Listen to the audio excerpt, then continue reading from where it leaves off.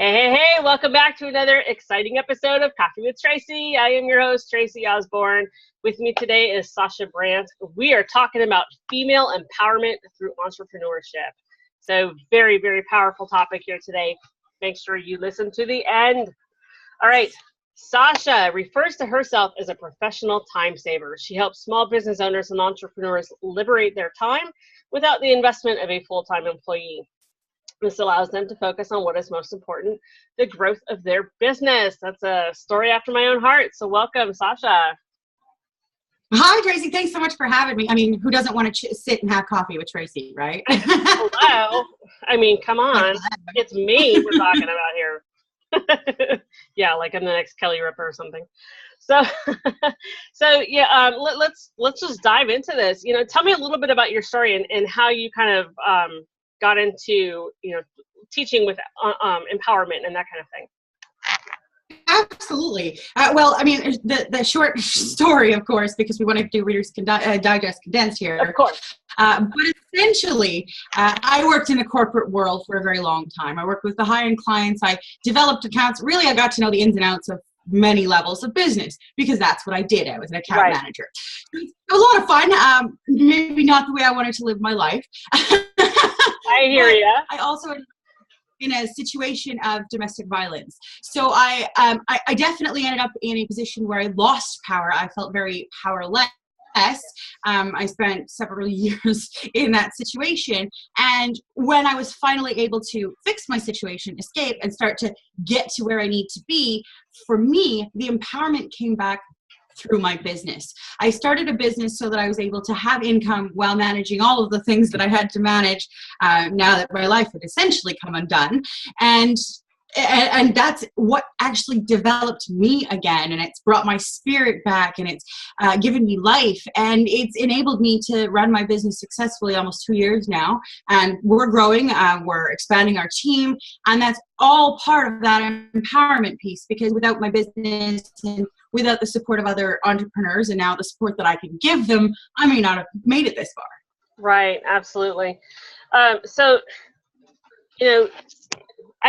been in the domestic abuse situation. I know some of my listeners have, and I know some of my other guests have as well. And I know what that's like to have that empowerment just stripped from you.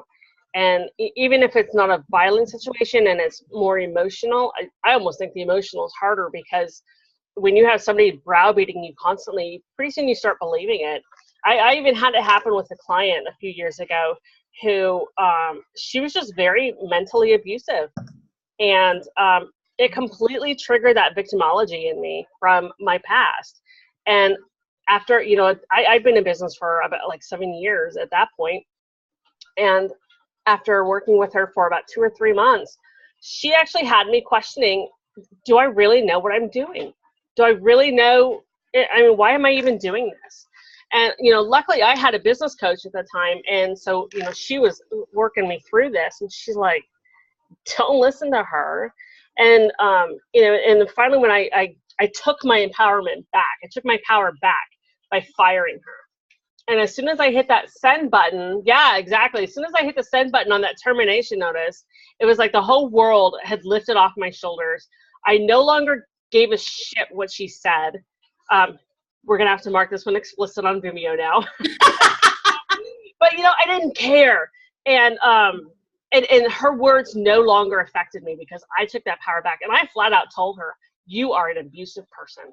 When I fired her, I flat out told her. And, she had to take a step back and kind of look at that because she didn't even realize what she was doing. So, yeah, I totally agree that empowerment with your business is very, very, very powerful, because we need to have some kind of an outlet and some kind of a way to get that power back. And when you're in an abusive situation and you're being held hostage, basically, it's like, how do you even start to get that power back? So kudos to you.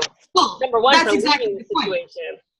I mean, that's exactly the point. I mean, my foot had been broken. I couldn't socialize anymore. I couldn't talk to anybody. Right. And it is very isolating, and it's like a hostage situation. Yeah. And it very much warps your perception and your understanding. And I mean, it's not even just a lack of power. You're literally stripped of the ability to feel empowered. So by having a business and by having something that you control, that you drive, that you build and you grow, you're giving yourself an outlet to restore that empowerment. Absolutely. So do you think, though, that, for people who are in some kind of a situation like this, I mean, shouldn't they wait, get out of the situation, kind of start getting yourself back and then start a business? It's a great question, and I get that asked that a lot. For some people, you might find that easier. There are those that, they need to do one step at a time. You've got to plan everything out. Your situation may warrant waiting because it's going to be the most ideal to keep you safe and healthy. However, Right. For me and for a lot of people out there, starting the business is going to help you find that empowerment to give you the ability to leave, which is exactly what happened with me. I mean, I had more than enough opportunities, and I couldn't do it, and I couldn't do it, and I couldn't do it. And you're gripped by fear and worry. Can I afford my own life? Can I this, that, and the other? For me, by starting a business, I was able to say, I control this income. I control what I'm doing. I can see that I have an escape and nobody can take it from me. Now, this may not work as well if you're married to your partner, because there's definitely some legalities behind it. But, if you're in a situation where you can start working and earning money for yourself, even if you're enclosed, I was very, very much enclosed. I started an online business. It's a way to find an empowerment in a situation where there may not be any. Right. And, and this works too you don't have to be in an abusive situation. It could just be you're a stay-at-home mom, and you need a sense of purpose. Maybe the kids are getting older, they're in school now, so now you're just kind of stuck during the day, twiddling your thumbs. What do I do? Laying on the couch eating bonbons, and you need, I want to go do that. No, you need some kind of a sense of purpose. And, I have found that with my business, and the reason I started my business was because I wanted to be home with the kids. I was in corporate too, and I never saw my family, and I wanted to be home with my kids. And it was a sense of purpose, and it was a sense of accomplishment. Absolutely. I mean, here I am going on 10 years, and for me, that's like, oh my God, I never thought I'd make it through the first year, let alone 10. Oh gosh, there's so many different reasons, and most of them do center around some sort of empowerment. I'm actually really proud. My mother just recently started a business. Obviously, she's later in life, and for her, it's a means to restore something in her life, to bring back a spark, while giving her the means to, do a little bit of extra income. So there's so many different reasons that we want to start businesses and we want to be involved, but it's the action of doing and managing that really brings you that empowerment piece. What do you think for somebody who, I mean, their self-esteem is just shot. It's gone, and how do they even get started with, not necessarily building a business, because that part's the easy part, but it's the having the confidence and the faith in themselves to be able to do this? And that's also a very good question, because it's really difficult when you don't believe in yourself. However, now there's things like Facebook, there's things like Twitter, there's a means for you to reach out and connect with other people without having to leave the safety of your bubble. Because especially when you're dealing with a lot of these different types of situations, that can feel really extreme. Mm-hmm. But I'm in business groups where I interact with other business owners. I don't have to go out and see them, but I can get the support and the information that I need. I interact with other people in the business world. So I've actually, found peer support where we back and forth, and they keep me honest on my deadlines most of the time. So there's a lot of things out there that can help you kind of rebuild that esteem portion of you while you're also building a better future. Working on any one piece independently can leave you feeling like you're not really moving forward. Whereas if you're working on all of the pieces kind of in conjunction, you're building a better self one step at a time, but you're moving everything forward, right? Sure, absolutely. And I think it takes time. It takes time, and it's a lot of work. I mean, I still have my days where I'm like, what am I doing? Am I really able to coach other people? Who am I to say that I'm good enough to, but it's like, well, hello, you have a business that's been successful for 10 years. It's 6 figures. I think you kind of know what you're doing. So, sometimes I have to even give myself that mental kick in the butt, to work, remind myself that I do have the knowledge and the strength and the power to do this. So it's a lot of work. And you're right, the Facebook groups and the Twitter and just those support systems, those are crucial, absolutely crucial. No matter if you're empowered or not, that interaction and that support is still totally crucial, I think, for building a business. Absolutely. I mean, you can go out and you can do it the traditional way as well. There's no saying that you can't, go out and meet people at meetings and councils. But I mean, I live in a lot of small rural areas. I'm in a smaller town, and we don't necessarily have a whole lot of different business groups. So knowing how to branch out and find individuals in an online space gives you access to everybody everywhere. Oh, absolutely. And I think also when you're coming out of a situation like that, being in public is scary. So being able to connect with these people from the safety of your own home, I think, kind of creates that safety bubble while you're still healing. Absolutely. It gives you an outlet without making you feel exposed.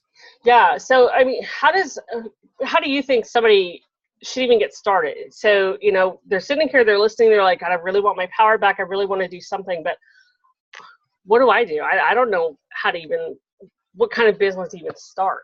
Where do they go? Absolutely. I find that one of the best places to start is both with your passion and what your passion can solve for someone, because those are really the key components to being in business. So in my case, I'm so passionate about helping people overcome what I went through, because it was a pretty nasty situation. And I do so by helping entrepreneurs, helping with their brand, building their website, supporting their administration. And the whole idea being is that I want to help them grow and expand because I reached out for a lot of that when I first started. Right. So for me, when I wanted to get into business, I said, I'm really passionate about helping people. Like I really love connecting with people, even if I don't want to leave my house sometimes. I really love people. What can I do with that? And then I looked at, okay, well, what kind of different problems can I solve for people with this passion? So it was a really easy transition for me because I was able to do that. I'm like, well, I really love to help people. That's like my absolute passion. And look, I have all of these amazing business management skills from all of the things that I've done and all of the places that I've managed and run and everything else. Look. And you end up leading yourself to the business that's going to be both most comfortable for you and your values and your goals. So it's soul searching, right? Which works really, really well when you're also doing a little bit of self-therapy. That's a really good. That's kind of the same thing I tell people too. So I totally agree with you. And I'm just like you. My passion is helping other people. And that's how I got started as a virtual assistant 10 years ago. Was because I was just constantly, how can I help you? How can I support you? And I was doing things for people and not getting paid for it. And I had a friend of mine who told me, she's like, hello, go get paid for this. So that's how I got started, because that was my passion. And I'm really good with the tech stuff. I'm very computer savvy. I'm very business savvy. I wasn't back then, but I am now, but I learned things really quick. So you definitely take your passions and what skills do you have? Even if you have just been a housewife all your life, you've probably learned how to balance a budget. Yeah. Probably have learned how to be completely organized so you can, keep everybody on schedule with all their various activities and things like that. Maybe you have great organization skills for the home, or, systems for keeping the house clean, and that you can use and create for other busy housewives who are struggling, things like that. So look to what your passions and your history is, and, find that hole, that void, that pain point that somebody has, and fill that need. Exactly. And I mean, that's the secret to building a business as it is. It's really effective that you can also build yourself up with it too, because by really focusing on the passion, you make work fun. Bringing the fun and the joy back into your life after any trying situation, whether it be a death or domestic violence or mental illness, it doesn't matter. Being able to expand and enjoy yourself is such a massive part of recovery. Absolutely. When I lost my best friend in 2012, totally unexpected. We had just started a rescue, and then a month later, she was killed. And I almost all but shut my business down and just totally focused on the rescue, because that was what I needed to heal from her. And I got into a massive depression. So when I came out of that back, about 6 months later, I was able again to pick up my business, and thank God I didn't have to. I had to almost totally start from scratch, but I already knew kind of how to build it back up again. But for me, that was very healing to, okay, now I'm ready. I'm out of this depression. Let's get back to it. And the rescue shut down. I can focus on this again. All of a sudden, I found myself divorced after 12 years. So now I'm the sole support of my family. I've got to start making, I've got to get serious about this and start making money. So just those situations for me, it was like, it's time to step up. This can't be a hobby job anymore. Well, exactly. And I mean, but even in that, I mean, you say, oh, now it's time to step up. Even committing to that helps you move further out of your depression and help you stabilize the chance of returning into that depression. Absolutely. So it's all very interconnected into that personal self-worth. Yeah. Yeah. And it's hard. It is so hard sometimes. It really is. So definitely make sure you have that support system in place, because you're going to have those days where you're like, what am I doing? Why am I even doing this? And when I have those days now, I turn to my support team, whether it's my current husband, or it's my business coach, or it's my online business manager, or whoever it is. It's like, turning to somebody saying, okay, why am I doing this? Why am I here? What am I doing? And they kind of help get me back on track. So definitely build that support system. Yeah, 100%, especially because guys, never forget that everybody will feel this way at least once, period, end of story. I have yet to meet a single business owner who said, oh yeah, I've done this without any doubts or fears. It just doesn't happen. Human nature says that at some point we are not going to think that we're good enough. We're not going to think that we know what we're doing. As long as you have a support system that you can reach out to and say, hey, can you help me remember why I'm awesome? You should be good to go. Exactly. And, one great place to start, I'm going to a little self-promo here. I have a Facebook group that it's for virtual professionals, and that's exactly what it's there for. It's there for support and guidance.